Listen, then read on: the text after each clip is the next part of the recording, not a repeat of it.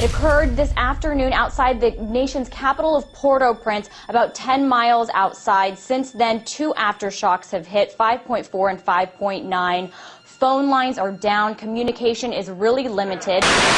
Rescue teams are battling against time now to pull the remaining survivors from the rubble in Haiti. It looks pretty bad. The damages are expected to be very, very monumental. These people aren't even vainly hoping for food. They're fighting over cardboard boxes to use as shelter.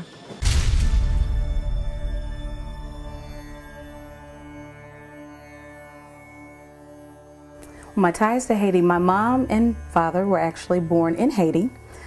They came to the United States in 1960 and 1963. My mom was 10 years of age and my dad was 13.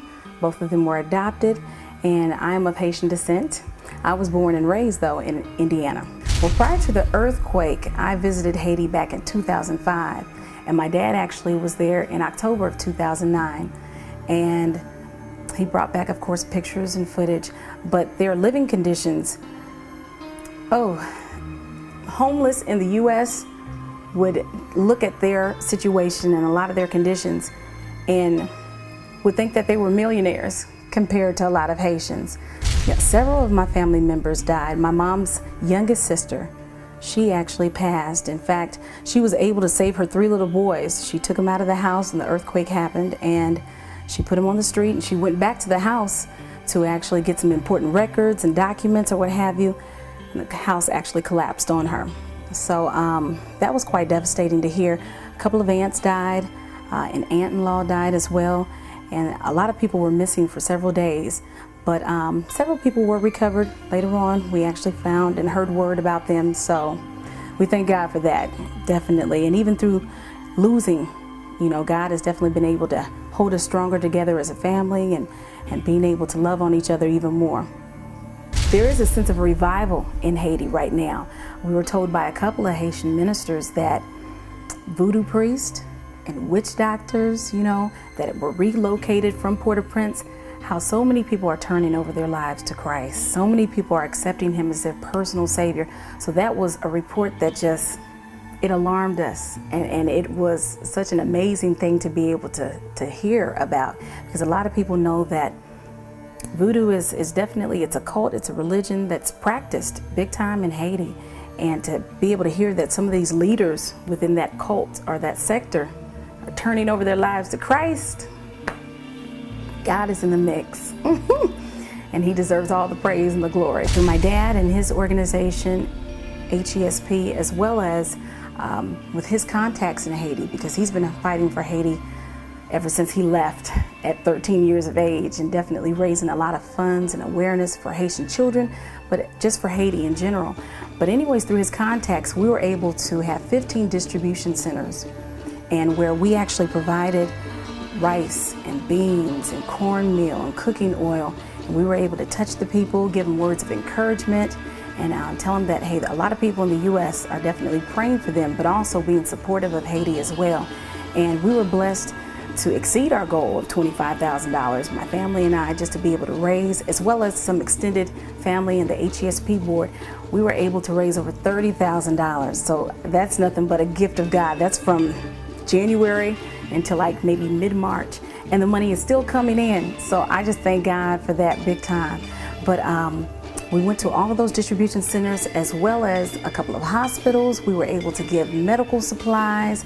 All of us that went on this trip, it was 5 of us total, we all took an extra suitcase full of medicine and medical supplies, as well as even we had money to be able to pay for some teachers that hadn't been paid since December of last year.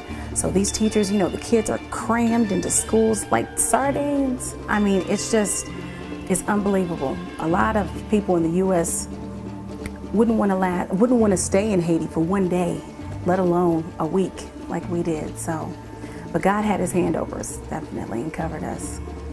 Well, right now in Haiti, there's so many different voids that need to be filled. There's so many things that need to be done, including the major things that I really were able to look at with the schools, the churches, and support for just clean water. Sanitation in Haiti is unbelievable. Imagine a place where there's no waste management. Imagine a place where there's no construction crews to help out the streets. There's no clean water for children to be able to have at their schools. Imagine a place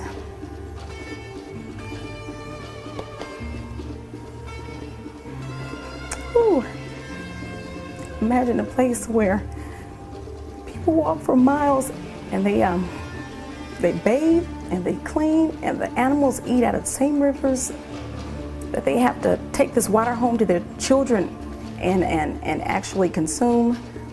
Imagine a place where it's hard to breathe, let alone it's hard to survive with rusted tin tops or for roofs, and where there's no windows or doors to churches. We went to a church on Sunday morning and they praised the name of Jesus.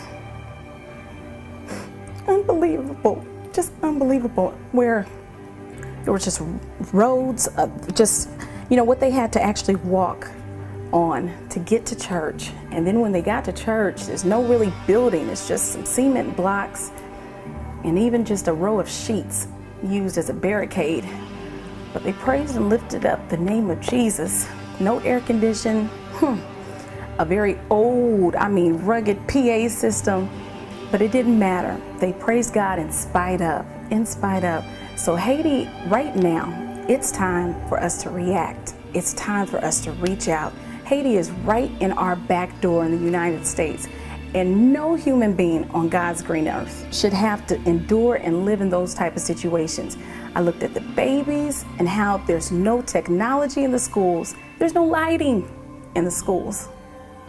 How they're in need of generators, school supplies, and how I was just able to give out some hugs and some toys, and how they were just so ecstatic about that. How so many schools are needing teachers to be paid, and how it's just a sacrifice of love. But kids are wanting to learn and to be able to turn around and hopefully make a better economical contribution to their country. But there's such a huge technological divide. So the time is now to react. We need support and money. We need committees formed together that, might have expertise with IT equipment and being able to broaden the vision to be able to collectively impact a lot of people in Haiti, especially the children.